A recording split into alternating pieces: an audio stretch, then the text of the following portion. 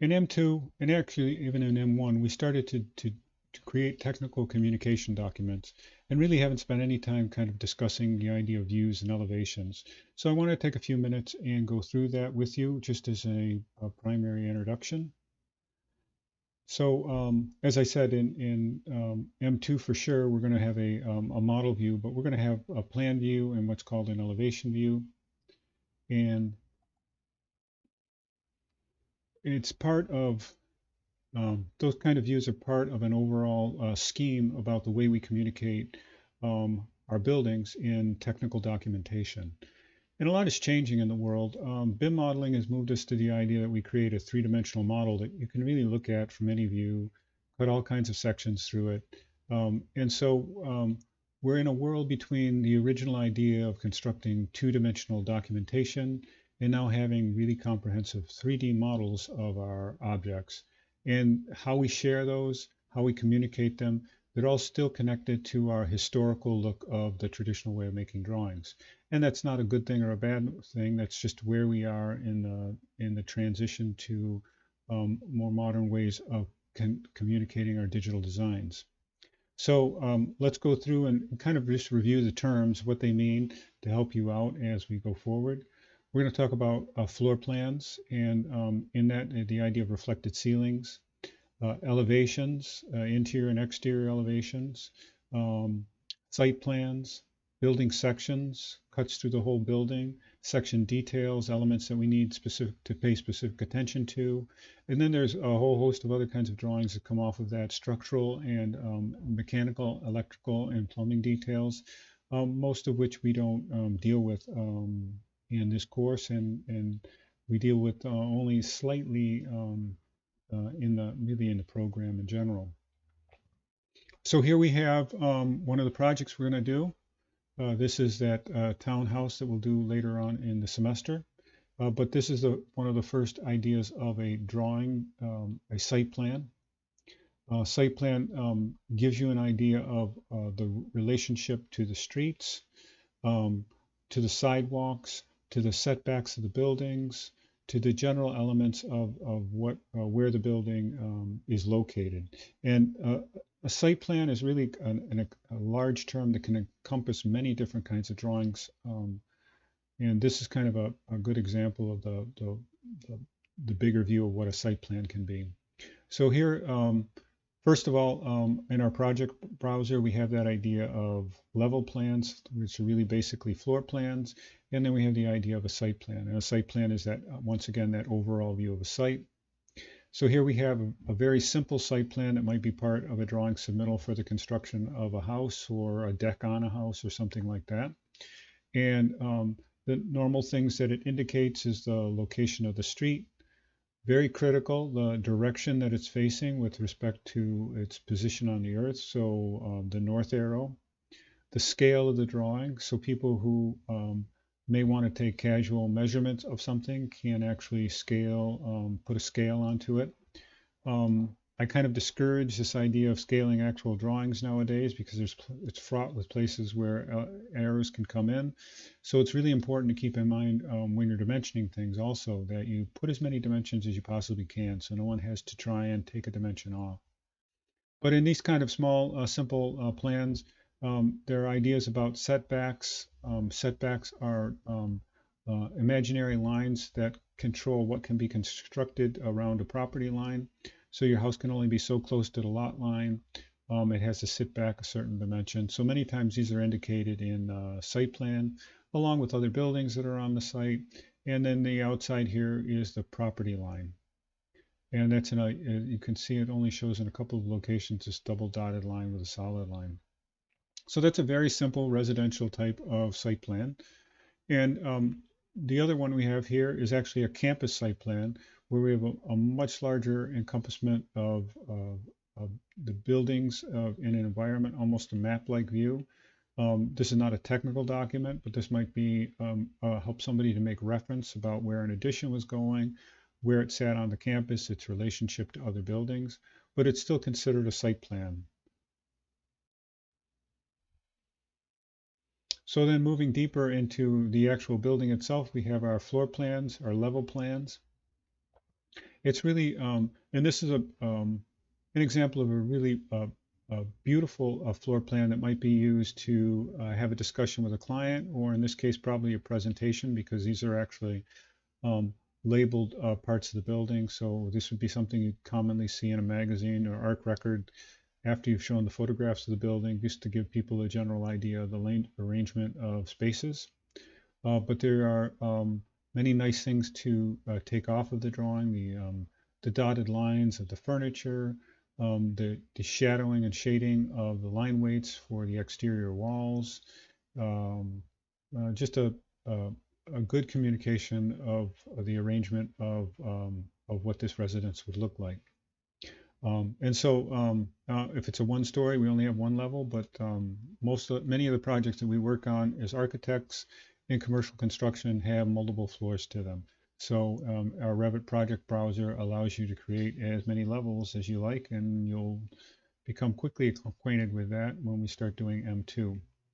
Something important to note about a floor plan is that it's a cut line through the building, an imaginary cut line that's 4 feet above the ground. So things that don't go through that cut plan won't necessarily show. The 4 foot is kind of an arbitrary dimension. It would show then countertops as being solid because they're at 3 feet. But there is the possibility that if a window was set lower than 4 feet, that it wouldn't actually show up in the plan. So, and many times it can be very misleading, obviously, if you have a window that is missing the cut plane and you want it to show up. So keep in mind this 4 feet. It'll affect how it looks in Revit. And Revit gives you some ideas about how to actually change this cut plane so you can get your view to look more accurate to what might be informative to the viewer or the contractor. Elevation views. Typically north, south, east, and west. Obviously, it's become more complicated as the building has different orientations to it. Um, but in general, if it's we even if it's off by a few degrees or sitting 10 or 20 degrees off, we identify a west, a north, a south, and an east elevation in our drawings. And this is a great example of an elevation that's really of architectural quality, so to speak. This is not necessarily an elevation that would be used for a construction document, but one to really kind of tell how the building actually looks. A layout or arrangement of windows, the idea of how high the parapet is. You can see there's a dotted line indicating where the interior roof line might be, and then where floor levels are. You get a feeling of the change in the topography, this idea of the trees, whether they're on site or anticipated, to give a sense of scale to the architecture.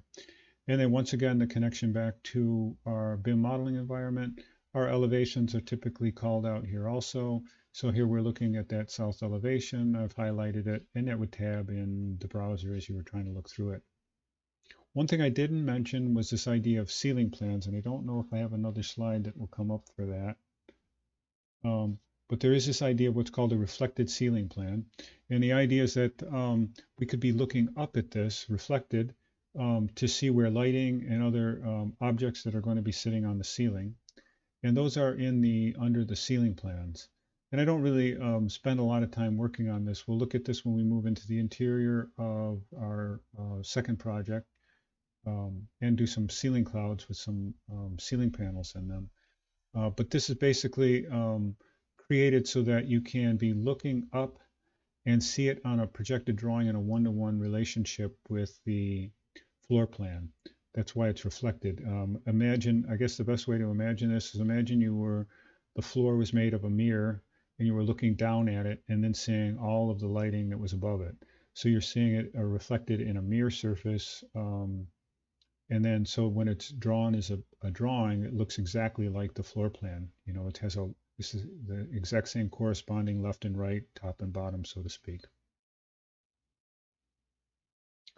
So we have two ideas when we move into sections. The idea of a building section, where we cut, in this example here, we're cutting through the entire building and strategically cut in order to give us some kind of useful information. In this case, it's cut through the staircase to show the arrangement or the relationships of the stairs to these kind of alternate floor levels. It could be cut through a concert hall to show what the kind of ceiling curvatures are.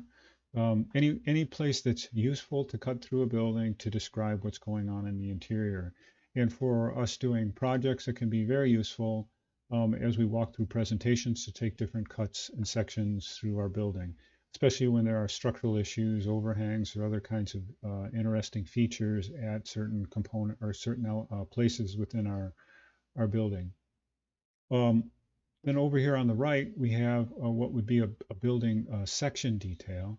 And this is where we get to the nitty gritty of how something is constructed. So here we have a wall that goes from a foundation condition. Here's a first floor down here to a second floor to a roof with a parapet condition. And now there's these cut lines here, which means that this wall has actually been shrunk down so that it can be as large as possible and fit on this sheet. So in areas where nothing changes, like through the center of the glazing, the building has been compressed and cut down. And that way we can bring up the details of the construction techniques that are happening in any one of those areas.